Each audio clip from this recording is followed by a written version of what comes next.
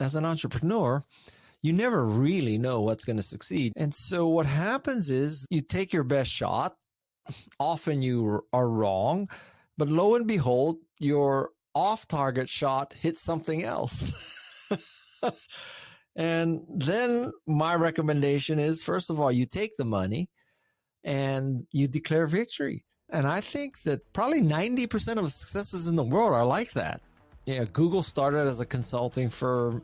Apple, they're wrong so many times. I think it's not where you start, it's how fast you move. Our deepest fear is that we are powerful beyond measure. I will live every day as if there were a microphone tucked under my tongue. It's great to get in the game, but don't get in the game till you understand the rules, till you're an insider. Your life changes when you begin having a different conversation in your head. What we need to do in radically deep problems is propose radically visionary solutions. Because the people who are crazy enough to think they can change the world are the ones who do. Greetings everyone, my name is Julie Masters and welcome to another episode of Inside Influence, in which we delve into the minds of some of the world's most fascinating influencers or experts in influence to get to the bottom of what it really takes to own your voice and then amplify it to drive an industry, a conversation, a movement, or a nation. Now here's today's question. How do you become a powerful evangelist for your company, product, idea, or movement? Now, the original definition of evangelism comes from a Greek word, which means bringing the good news, which is something that we all want to do, right? Spread the good news about how great or important our venture is, our idea is, the change that we want to make is, and what a difference it will make. Not only that, but do it in such a way that others feel compelled not just to jump on it themselves, but take that good news and share it with everybody else that they know. Which, if it really is good news, shouldn't be that hard, right? Well, maybe not right. My interest in the world of evangelism started about 10 years ago. And at that point, I had been working in the world of influence, building influencers and thought leaders for about a decade. And I suddenly started to notice something strange. I started to notice that the word influence and the word influencer were changing. They were starting to take on a whole new meaning, slowly at first, and then almost as if it happened overnight. And where previously we would have used those words to describe a person or a collection of people with deep mastery in something, with clear purpose or expertise, a trusted authority who could powerfully communicate their ideas in such a way that it moved people to take action. And now suddenly, it felt like I'd woke up and the word meant something completely different. One that involved some weird combination of social media, teenagers, selfies, filters, clothes, cats, commerce, and live-streamed zombie battles. Now, none of which I have any issue with in isolation. I just want to point that out. I love a good zombie fight as much as anybody else.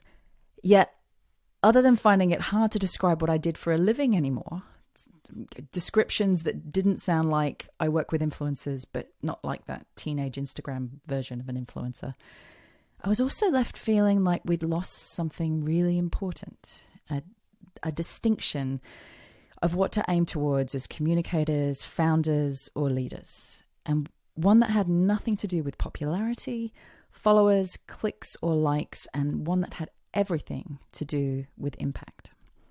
So basically, I needed a new word. And it was then that I came across the work of my guest today. Guy Kawasaki is the previous chief evangelist at Apple. A part of that role, he popularized the word evangelist in business and the concepts of evangelism marketing. Since then, he has published several books, including one that needs to be on your must-read list, Enchantment, The Art of Changing Hearts, Minds, and Actions. In his latest commitment to Guy's Golden Rule, which you'll hear more about in a little while, Guy now works as chief evangelist at graphic design platform Canva. In this episode, we will dive deep into the key to the 30-second elevator pitch and how he would take someone that can show versus someone that can tell any day of the week. The killer bottom line question: what are you a painkiller for? When it comes to building urgency around your idea or service, I can't recommend highly enough that you spend some time with that question. how to localize the pitch so that you immediately cut through the white noise, the trick of the ask, a simple way to quickly get the attention of those who are generally too busy or too important to give it, including both of our experiences trying to get guests onto our podcasts in the early days. Why Steve Jobs never worried about building his personal brand and what to focus on instead. The power of creating a mantra rather than a mission statement and the mastery it takes to do that. And finally, the myth of foresight. Why no one ever really knows what's going to work, so the more experiments you can run, the better. As a reflection point, a conversation I feel like I've been having a lot recently, and again as part of this interview, is the amount of times we focus on driving our product or service first. When in fact, if we really want to cut through, what we need to do first is focus on driving a conversation, focus on the cause, and then get to the painkiller that's going to help with that cause. Oh, and also a question that I've been personally reflecting on a lot since this interview. How long does it currently take you to tell your story? And if the answer is longer than it took me to ask that question, then it's probably too long. Also, do not forget to hop on and download the latest version of my ebook, The Influencer Code, which is available on my website, juliemasters.com. It's in the show notes. It covers the 7 areas and 7 core questions that I have found hands down to be the most impactful when it comes to fast tracking your own level of influence. Just pop in your email address. It will be in your inbox before you can blink. No spam, no charge. Juice it for all it is worth. On that note, sit back, stride on, cycle out, whatever your preferred method of transport or no transport at all, and enjoy the fascinating and masterful human being that is Guy Kawasaki.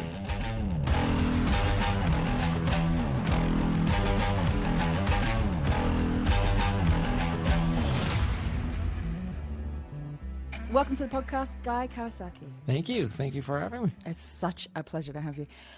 I want to kick off the way that I usually kick off the podcast, and that is to ask you if there's any particular idea at the moment that struck you and is having an influence on the way that you look at things and the way that you think about things. Can be related to your field or completely unrelated to your field. Anything? I mean, any idea? Any idea? What the theory being, I'll tell you the theory. Yes. Theory being that people who have amazing ideas and people who are at the cutting edge of great thinking tend to come across things faster than anybody else or recognize things faster than anybody else. So is there something that's just kind of caught your attention that you think, I reckon that's gonna be big? Well, if you're asking about a specific product or service, I'm on one tidal wave right now, which is Canva. But for really much of my career, I have been pursuing things that democratize things. So Macintosh democratized computing, both in terms of user interface, consistency of the experience, et cetera, et cetera. So Macintosh made it possible for more people to use computers. And then fast forward to the end of my career, Canva has democratized design, so more people can be better communicators because Canva empowers people to design their own graphics. So I'm into democratizing things. Can you just, in layman's language, what does democratization mean in the space? It means that you don't have to be rich, white, and male to use it. Cutting to the chase. That was it. That was a chase cut. Just there. And why is that so powerful? Because most of the world is not rich, white, and male. Another good chase cut. Got any hard questions? I'm going to get into democratization a little bit more because there's a whole world there that I want to explore, but I just want to go backwards for a second. Now, you started out in the early days of Apple, and you were out there marketing Macintosh computers. And when I was thinking about that, I was thinking it's easy to fall into a trap there and go, well, that would have been an easy sell. Knowing what we know now about Apple and Mac. Did it feel that way at the time? Did it feel like No, I mean, obviously not, because I quit Apple twice and I turned Steve Jobs down for a third position. So if I, quote unquote, knew that Apple was going to be $1 trillion company and the most successful blah, blah, blah, I would have stayed. So obviously I quit twice and turned down one. So shame on me. But yeah, I don't think anybody could have predicted that. And maybe Steve Jobs, quote unquote, knew, but Steve Jobs knew a lot of things that didn't come true too. So yeah, if anything, it has broadened my horizons to now consider the fact that the grass is not always greener. And sometimes you should just fertilize and water the grass you're standing on. What was your first big win when you were marketing the Mac? Well, I wasn't really marketing the Mac. I was evangelizing the Mac to software developers. So I had a little function, which was to convince software and hardware companies to make Mac products. I was not in the general marketing, B2C kind of thing. And so every victory for me was that another software developer started a Macintosh version and ideally shipped it. And was there something, I mean, we're going to get into a whole bunch of things, but just again, while we're chase cutting, was there a flip in your brain when you first started doing that where you thought, this particular tweak is what tends to get traction here? Well, the flip occurred when I first saw Macintosh. So I had been an Apple II user, so I knew a little bit about using a computer. And I knew just enough to know that when I saw Macintosh with its graphical user interface, that this was a big deal.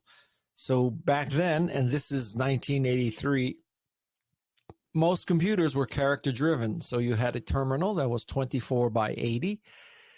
And graphics was almost an oxymoron. You might have used X's and O's to create something, but you certainly didn't have Mac Paint and those kinds of things. So the religious experience, the flipping of the bit, occurred definitely when I first saw Macintosh. That was kind of an instant thing. And you've talked before in the topic of evangelism, which is a term that you went on to help popularize, that you don't push a product or a service, which is, a bucket that's easy to fall into. You promote a cause. You drive a cause. How do you go about doing that? How do you go about identifying the cause? Let's start there. Well, first, the product or service has to have a cause. So it's very difficult to slap lipstick on a pig and come out with anything more than a pig with lipstick. So I've been fortunate in my career to have found or been found by things that are possible to evangelize. I started with Macintosh and I'm ending with Canva. In between, I did a lot of thrashing. So this is by no means a guarantee that just because you think you're an evangelist, it's going to be successful. And I call this Guy's Golden Touch, which is not that whatever I touch turns to gold. Guy's Golden Touch is whatever's gold Guy touches. And Canva and Macintosh were freaking 24 karat gold. I read about Guy's Golden Touch actually a number of times, and it definitely intrigued me, which raised the natural question of how do you said, whatever's gold Guy touches. How do you work out whether something is gold? And I'll just lead you a second here, and you can either put a full stop at the end of that and take it in a different direction or do whatever you want. I don't care. It's your podcast. Yeah. I read that you use a 2x2 matrix. Yes. To figure it out. Can you just walk us through what that looks like? Yes. So this 2x2 matrix, which McKinsey will charge you $5 million to understand, you measure the degree of differentiation or uniqueness on the vertical axis, and on the horizontal axis, you measure the degree of value. So the further you are out to the right, the more valuable. The higher you are, the more unique or differentiated you are.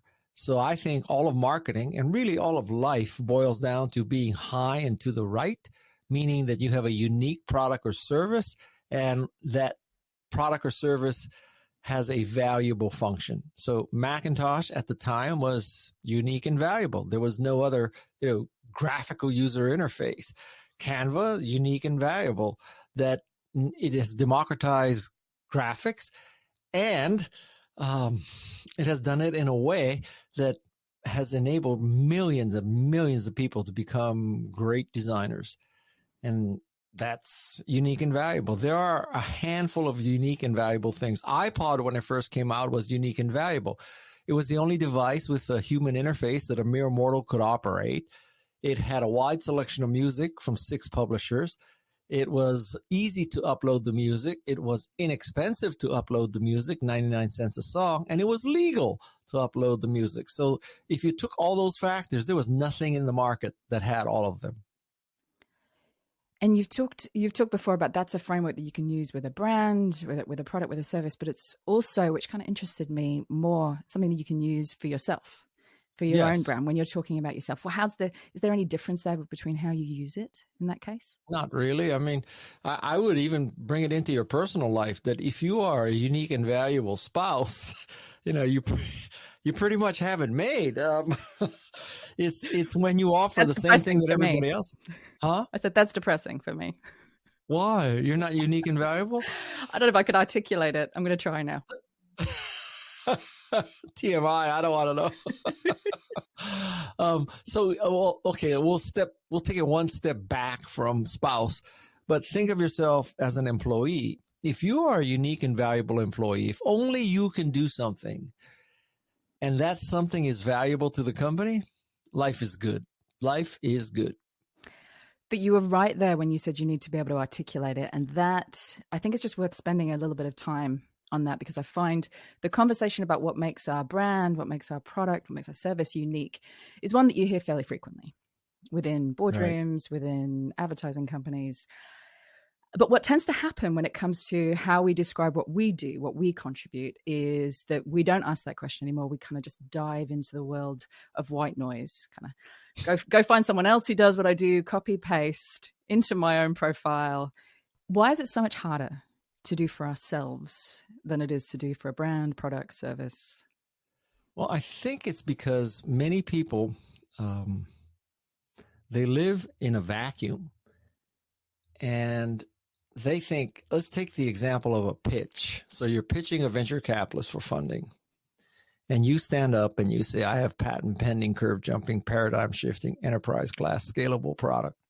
And you think you just made yourself high and to the right. You are the only product that is patent pending, curve jumping, enterprise scalable product or service.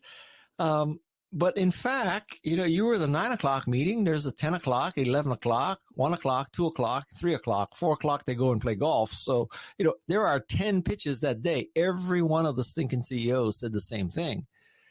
And so I swear people don't realize that that's the world they live in.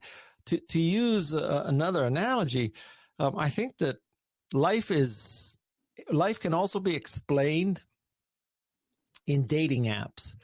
And so there are 2 kinds of dating apps. One dating app is eHarmony. You fill out 29 fields of personal psychographic information to find your life partner. The other kind of dating app is Tinder, and you are either interesting or not interesting, and people make an instant decision. I think life is Tinder. So you have to wrap your mind around life is Tinder, and everybody's using the same adjectives. So if you want to position yourself as unique and valuable, you have to really be able to articulate why you are unique and valuable. And does that start with going on to, I'm just throwing my own perspective in here, start with going on to the profiles, the way that your competitors are describing themselves, and literally picking the opposite word, deliberately different words? Well, you hit on an interesting concept. I call this the opposite test, which is, go listen to your competition and see if they're saying the opposite of you. So a pitch that is, we're patent pending, curve jumping, paradigm shifting, enterprise class scalable product will work if your competition is saying, we are a piece of shit that is slow, hard, not proprietary, not useful, not unique. If your competition is saying the opposite of you, that's fine. But if they're probably saying, we too are patent pending, curve jumping, paradigm shifting, revolutionary. I've never heard a CEO says, we have a piece of crap that is mediocre in quality and mediocre in performance and hard to use. If 99.9% of the people said that, then it would be easy to position yourself high and to the right. So where do you go from there? Where do you go? I mean, other than, this is our product, it doesn't suck. Like, where do you, we are all this, now what? Where do you go? Well, I think it's hard to say we are this and our competition is not, because everybody's saying the same friggin' thing. So I would make the case that a demo is a very good way to position yourself high and to the right, because you are showing people why you're high and to the right, as opposed to telling people you're high and to the right. So, if I had to show Canva versus, to take the extreme example, Photoshop, I guarantee you in 60 seconds, I can show you why Canva is better than Photoshop for 99% of the world. And so, and that's done with a demo. I would show the Photoshop opening screen where you have a big blank screen with about 2,000 tools around it. And I would show you the Canva screen where you pick a template, and in 60 seconds, you could be finished with your graphic. So contrast that to how most people would do it and say, well, we have a really easy to use, powerful product. Well, guess what? The Photoshop people say they have a powerful and easy to use product too. Duh. So, Photoshop said, oh, our product is really hard to use and it's really expensive. It's going to take you weeks to master it. Okay, fine. But they don't do that. It's not going to happen. I've heard you talk about that before, and you call it localizing the pitch. Is there anything more involved in localizing the pitch? One is have a demo that shows rather than tell. Rather than tell. Well, to tell you the truth, localizing is slightly different. Localizing is the concept that instead of saying that we are on some kind of mega trend, you bring it down to a person. So I'll give you a contrast using Canva. So if you were trying to use a non-local description, you would say graphic communications is going to be big. Okay, that's the mega trend. What you should say is, listen, if you are tired of waiting for your graphic design department, or you're tired of submitting proposals and reading proposals from graphic designers, or you're just tired of waiting, you just want to make your graphic inexpensively and easily so you can be a better communicator minutes from now, then use Canva. That's a very different pitch. It's about you, one person with one computer, making great graphics, as opposed to the graphical user interface revolution. So you've got two things there. You've got, which kind of counterintuitive but go together. So one is you're positioning a cause, which you're driving a conversation as opposed to a product or a service. So know the conversation that you're driving. And the other one is make it local, make it specific. So you've kind of got the clouds and the dirt in there. So am I guessing that you start out with the conversation and then you move your way down into, and this is what specifically this means for you, check it out? I would say that depends on who's in the audience. If I were talking to an audience at a computer show or someplace where there's a diverse community, I would start at the higher level.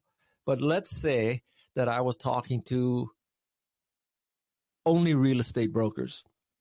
Okay? Mm-hmm.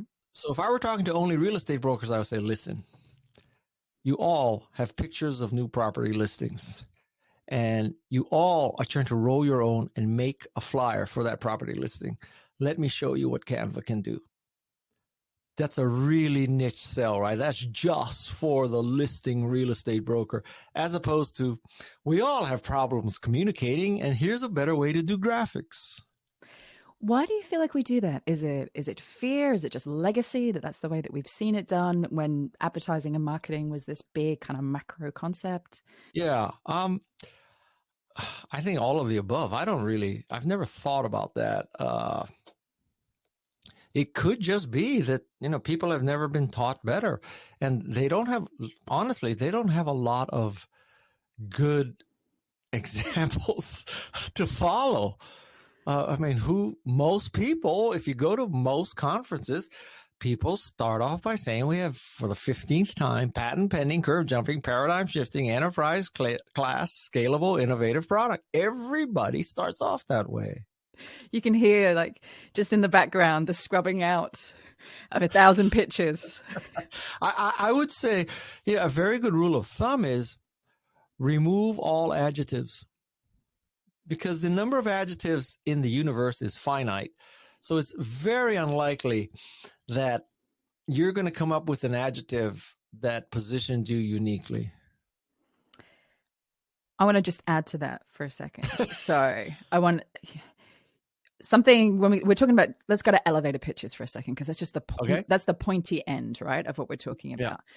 Yeah. And you have said that you should be able to explain anything in 30 seconds. Now, just a couple of days ago, I was with a founder. He's created this incredible product and service. I sat with him in a room and I said, I've done my research. I know about it. I have a story about it in my head, but I want to hear your story. You tell me. An hour later, he sat there. And to his credit, he looked at me and he said, we've been sat here for an hour. I still feel like there's more I want to say. And I'm beginning to realize now why we can't write compelling copy. Well, I mean, if you think about it, that goes back to the point that, this is Tinder. It's not eHarmony. So tell that guy, listen, if you were trying to find a date, are you telling me that it's going to take an hour for you to explain to someone why they should say yes? I mean, but you're going to be a lonely boy. Let's take that then. So you've got this baby. It could be an idea, it could be a product, it could be a movement, whatever it is. You've got this baby. You've got an hour's worth of passion that you want to deliver, and you've only got 30 seconds worth of attention to deliver it in. Yeah. Is there a rule of thumb there about what gets included in that 30 seconds? Well, I think it depends on who you're talking to. If you're a real estate broker, you know how I would pitch it, right? I mean, you're taking pictures of new listings. You want to create a flyer as soon as you can. You're tired of waiting for your corporate graphics design department to do it. So you just want to do it, right? So if you're a product manager and you need to create an infographic, you're not going to wait anymore for your graphic design department to create an infographic. You just go to Canva and, there's infographic template. So what I think I just heard you say, and I want to double check this, is what you did was you took the pain point.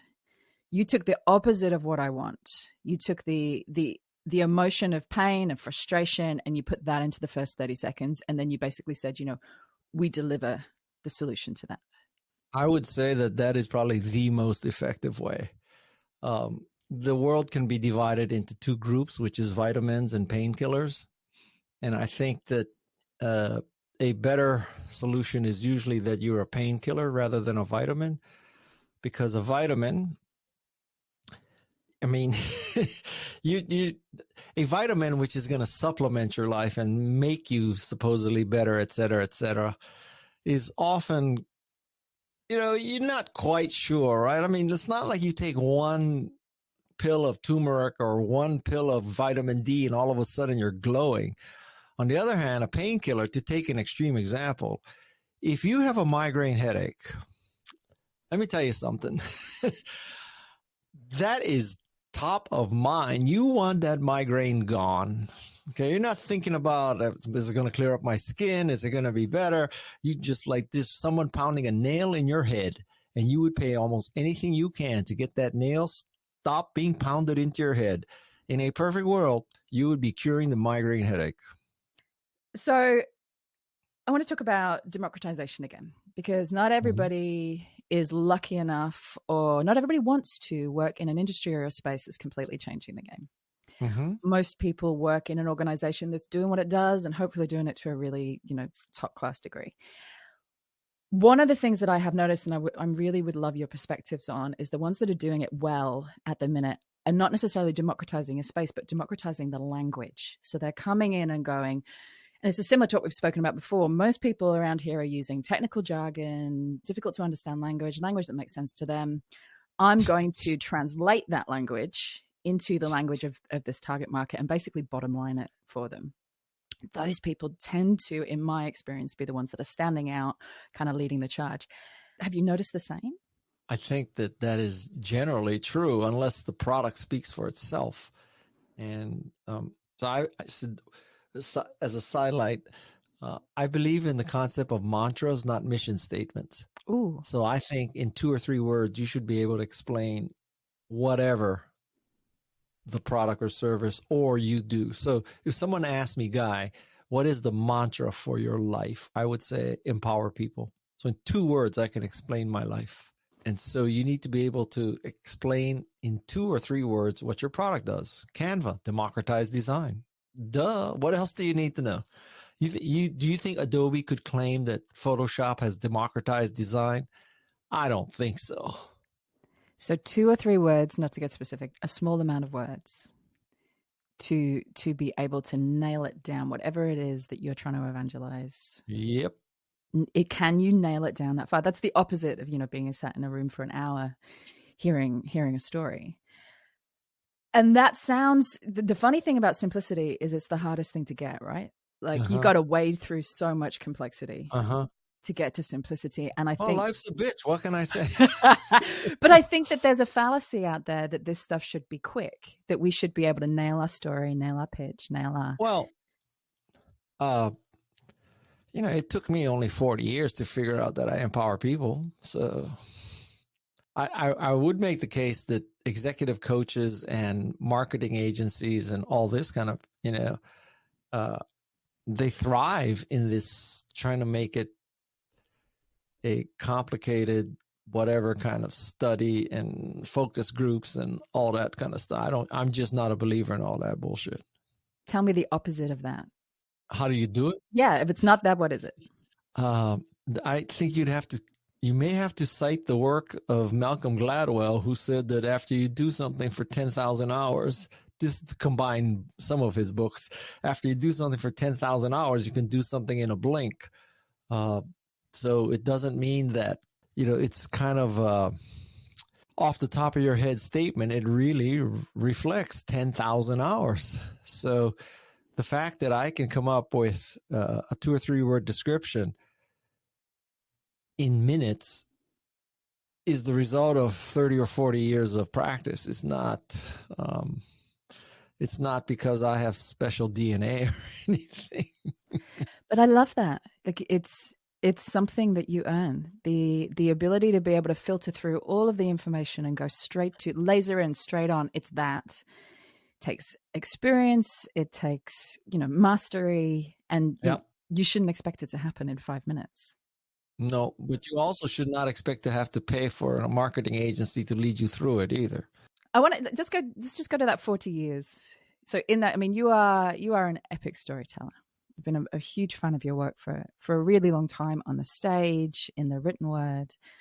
And I was really surprised to find when I was doing my research that it didn't start off that way for you. You weren't comfortable on the stage. It wasn't something that you were like, yeah, get me a microphone. Nobody's comfortable starting out. Well, I think that people think that they are. I think that people see people on stage and go, they were obviously born for that, or they have something I don't. Maybe Steve Jobs, maybe Elon Musk, but I don't, I would say I'm certainly not in that category. So it took me, I have given keynote speeches 50 to 75 times a year for 20 something years. So I'm an instant success. That's what it takes. And is the only answer to get up and do it again and again and again? I don't know if that's the only answer, but that's the only answer I've come up with. I mean, it's certainly not, thinking that you're going to rise to the occasion and you can pull it off easily. No, I've never seen that work. You did have a piece of advice that I saw that I thought was very true, and that was you should never have any more than 10 slides. That's great. Yes. 10 slides, 20-minute presentation, smallest font, 30 points. If people, that would make the world a better place. Does everybody believe that? It also forces you into a storyteller mode. It takes you out of a narration mode where you're just narrating the slide and into the mode of a storyteller. The funny thing is I tell that to thousands of people, and thousands of people agree with it. And then they show up with their pitch and it's got 50 slides, 90 minutes, and 12-point font. And the first thing they say when they start the meeting is, I've read all your writing. I really love what you say. I love all your recommendations. And then they open up a friggin' PowerPoint that is 50 slides, 90 minutes to take to present, and 12-point font. And I'm like, what can I say? I have never had a presentation that was too short. What's the best pitch you've ever seen? For me, the best pitch is always a demo. I mean, I wish you could just explain what you do and get into the demo. Let me judge from that, because all the other stuff is bullshit. All the adjectives you're going to throw at me, all that. Just show me the demo. Something else that you have said, which was, if you're a leader, you should evangelize for your organization and what it has to offer, and you should feel comfortable playing that role internally and externally. And I think that that's a bit is a lie. I think that is a massive shift for a lot of leaders, like wherever you look on the chain. And the fear is, I don't want to self-promote. I'm not comfortable being seen, making it all about me. But that's not what I said, though. All right, well, tell me, am I misinterpreting? Is it? Well, I don't know if you're misinterpreting, but I am not saying that, to take an extreme exaggeration of what you just said. I'm not saying that the CEO should say it's all about me. I'm indispensable, blah, blah, blah. I'm saying that the CEO surely should believe that what he or she is evangelizing is good news. Otherwise, arguably, why are you there? Now, this works in particular for companies that have products and services that are consumer facing. I cannot tell you that I believe that the CEO of Goldman Sachs is going to go up there and talk about the good news of Goldman Sachs because we have democratized private equity. That just won't fly, right? So Goldman Sachs is about making rich white men richer. I guess you can't make them whiter and taller, but richer. The stumbling block there, I think, you've rightly said, it's not, this is all about me. I'm making this all about me. How do you get over that feeling of, I was hiding behind the brand. I was very comfortable there. I was doing my job. I was, talking about the product, the service. And now all of a sudden I'm being asked, outside of what feels like my job description, to step out from behind the brand and start spreading the good news. Well, but I mean, a CEO who, if you're saying the CEO has been doing this job about the product and the service and, all that leadership stuff, I don't see why this is such a big change, if it is a change at all. I could tell you that, well, from the outside looking in, because I wasn't that close to him, but I don't think Steve Jobs ever worried about his personal brand. So we may be going down a rat hole here, but, whenever people tell me, I need to write a white paper, I need to write a book, I need to be on the speaking circuit more, I need to position myself as a thought leader, et cetera, et cetera. I think that's all total bullshit. That I don't think that Steve Jobs or Elon Musk sit around saying, God, how do I position myself as a thought leader? Basically, they create great products, and guess what? The market positions them as thought leaders, not themselves. Not because Steve Jobs wrote a white paper about the inherent advantages of the graphical user interface. He made a Macintosh. Duh. You've talked about failure a little bit, and you've got this theory of drawing on the bullseye last, which is someone who's been in the kind of the startup founder world for 20 years now. I just loved, because that is exactly what it is. That is exactly what happened. It's totally the truth. So can you just walk through that? Well, I mean, at some level, as an entrepreneur, you never really know what's going to succeed. Now, you may say you knew, and maybe you were right. I don't think even Steve Jobs knew. So, if Steve Jobs didn't do it, you probably didn't do it either. And so what happens is that you take your best shot. Often you are wrong, but lo and behold, your off-target shot hits something else. And then my recommendation is, first of all, you take the money and you declare victory. So what Silicon Valley is very good at is the ability to declare victory. So we thought with Macintosh, we had a spreadsheet database and word processing machine. Come to find out we had a desktop publishing machine. Well, hallelujah. We declared victory and went after desktop publishing. We didn't plan desktop publishing. We had no foresight into desktop publishing. And I think that probably 90% of the successes in the world are like that. I don't know. I'd have to think about someone who said, okay, so this is exactly what I'm going to do, and ended up doing exactly that and was successful. Google started as a consulting firm. Apple, they're wrong so many times. I think it's not where you start, it's how fast you move.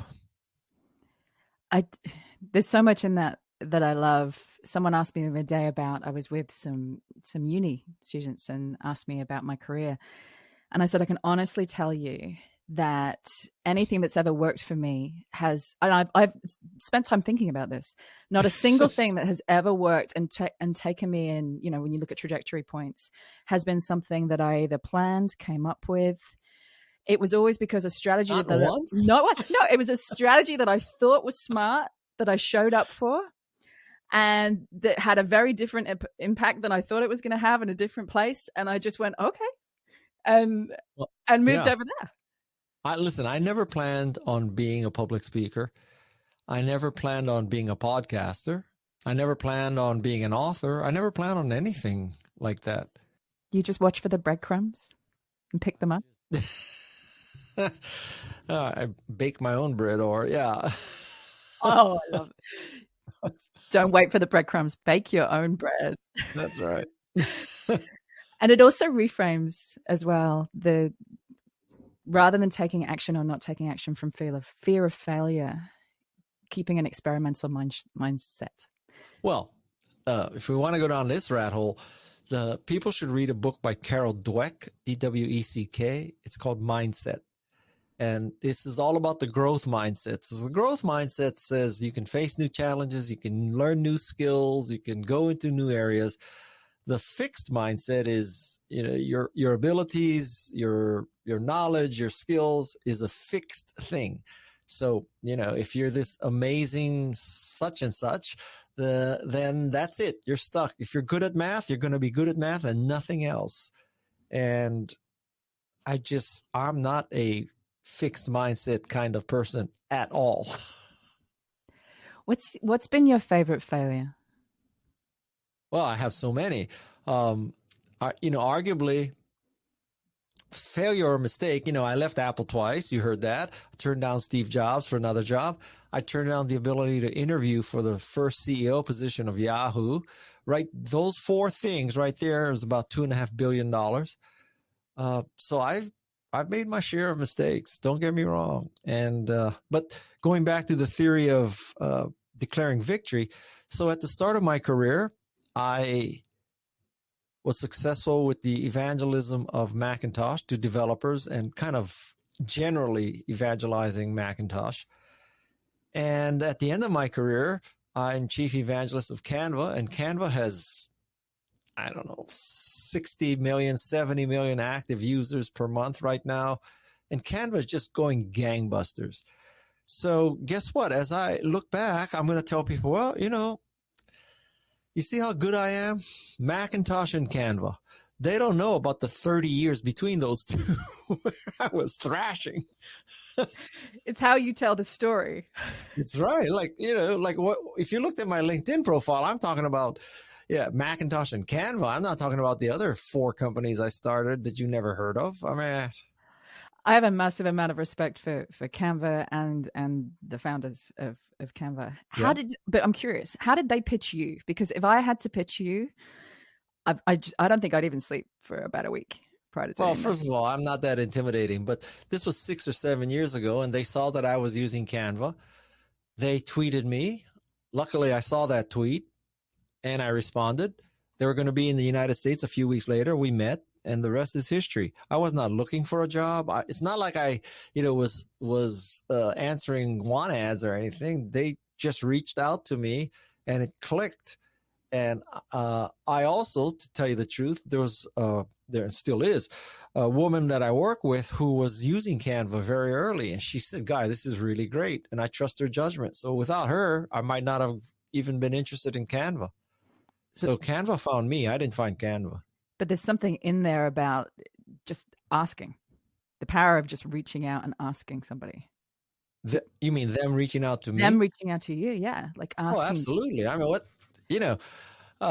you never know unless you ask. And like as a podcaster now, I'm a little bit on the opposite side of this, right? So I got to ask. I asked Martha Stewart. I asked Michelle Obama. I mean, I get rejected a lot, but it gets easier and easier. As a podcaster, it gets easier and easier. So luckily, I'm personal friends with Jane Goodall. So she was my first episode.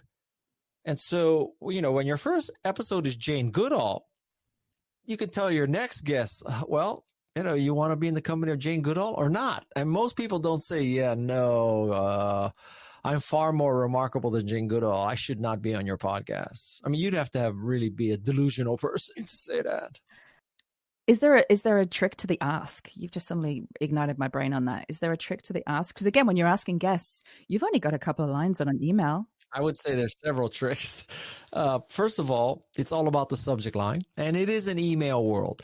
So tip number one is the quality of your subject line.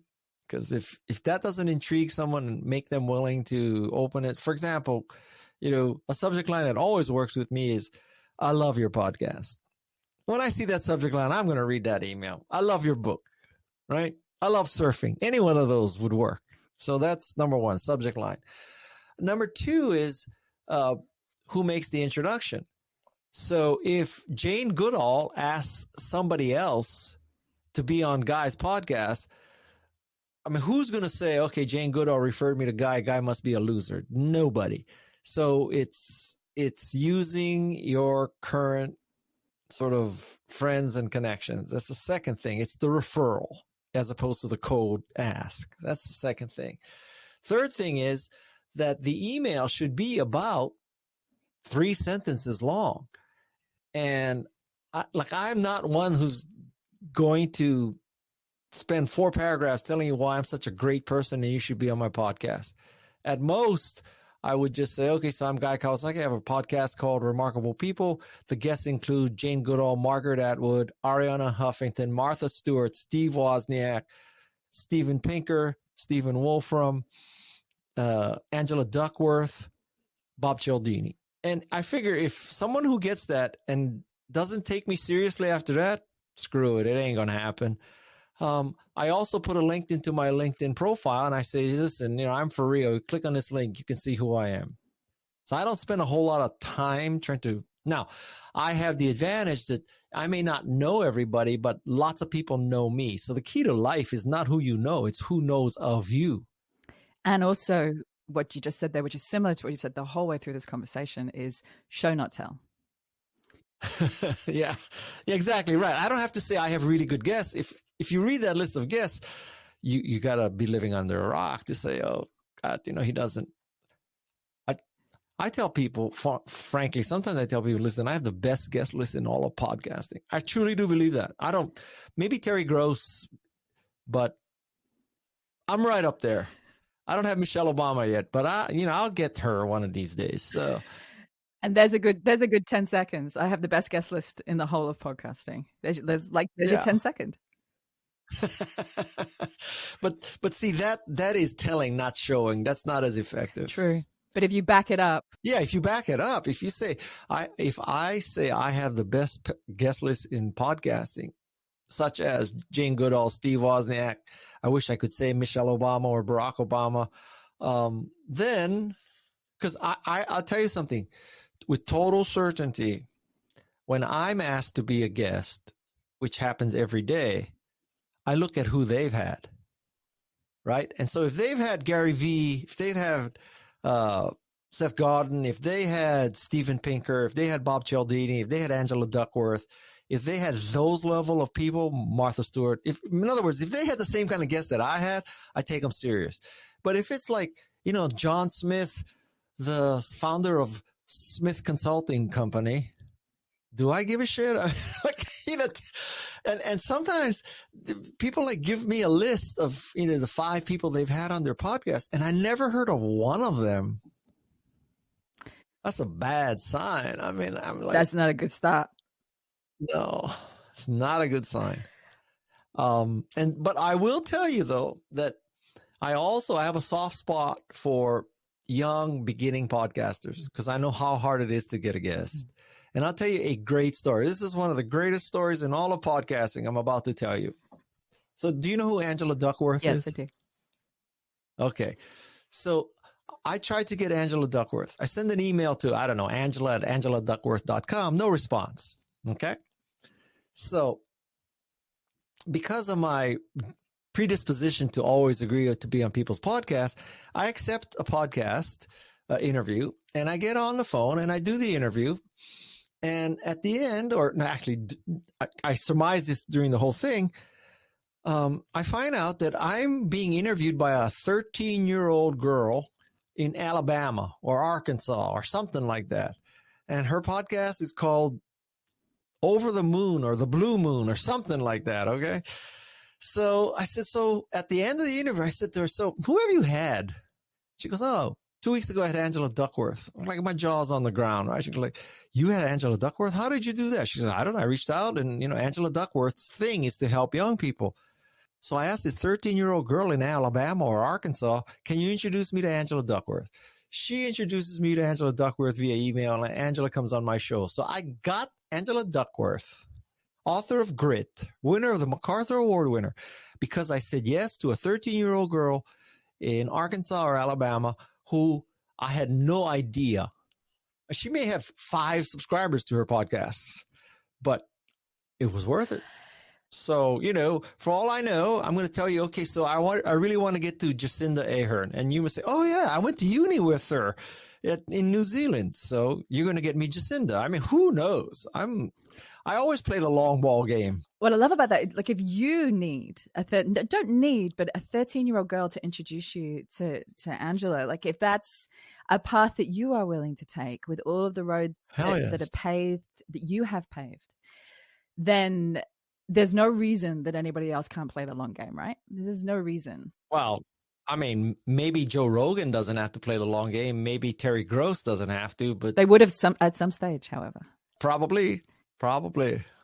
I got just the last couple of questions here. Okay. Number one, you have seen the democratization, and we've talked about what democratization means, of so many industries in the span of your career. I mean, we've talked about computing and Mac, information, Google, stories, YouTube, entertainment, Netflix, music, Spotify, design, Canva. That's just a list that I wrote. I mean, that's the transformation of a lot of titans, right?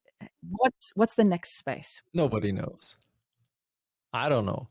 I could tell you, what might happen in the next 6 months, but anything beyond that, nobody knows. I mean, I thought MySpace would control the world. I thought Apple would fail. Okay, those are 2 good data points. Why would you ask me that question? Nobody knows. It's a question of what? Of just listening to the stories of that organization. Well, here, I'll give you a useful tip about that. You ask somebody, your guests, to predict the future, and anybody who says they can and gives your prediction is someone you should ignore.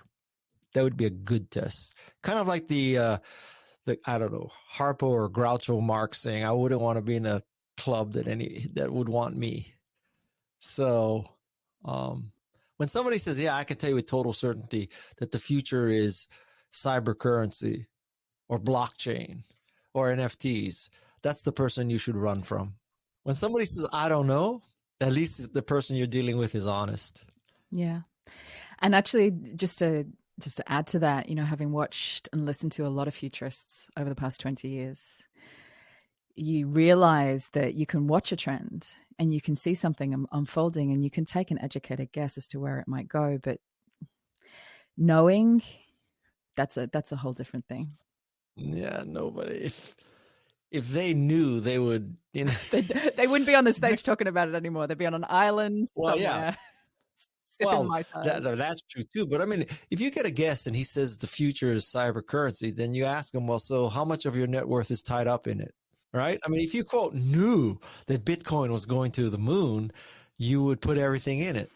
If Guy knew that Apple was going to be a $1 trillion company, guess what? Guy would have stayed. All right. Well, for anybody who's in a space right now, who is just like coming out of their mind with passion about how their product, idea, service, brand, movement is gonna change the world. What's the one piece of advice or guidance, seen as advice obviously isn't helpful? Just remember that the purpose of an organization is to create a customer. It's not to raise money. It's not to do planning. It's not to create jobs. The purpose is to create a customer. If you create a customer, everything else follows.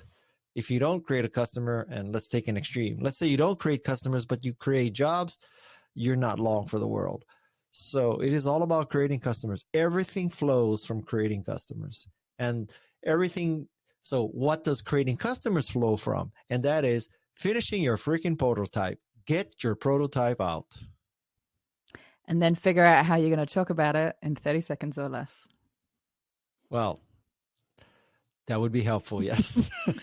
Well, Guy, I'm thrilled that you were able to be on the podcast today. Thank you so much for your time. Well, thank you. Thanks so much for listening. I hope you enjoyed this episode and have seized hold of at least one tool, idea, or mindset that will help you start raising your own level of influence. Now, for those of you who want to take the next step in your journey or would just love a roadmap to becoming the most influential voice, idea, or brand in your space, then I have good news.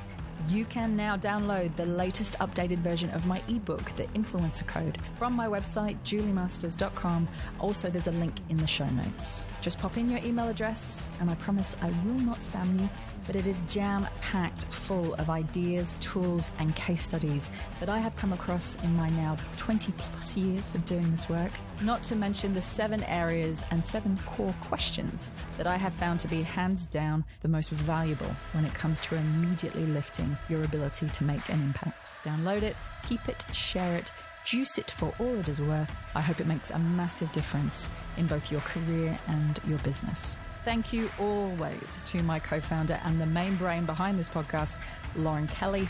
You kick my butt in all the right ways. Thank you for making it happen.